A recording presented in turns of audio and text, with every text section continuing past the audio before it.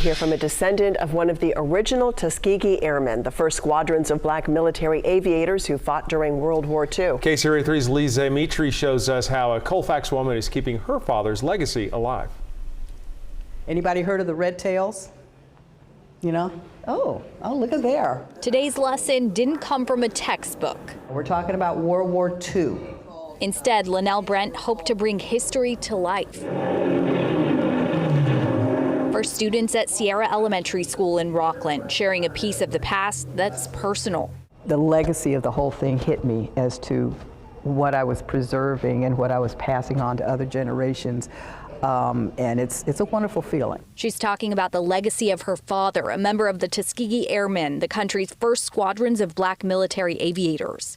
He was the very first one. His name is George Spanky Roberts. Part of what's been called the Tuskegee experiment that many expected to fail. But they were good because of two things.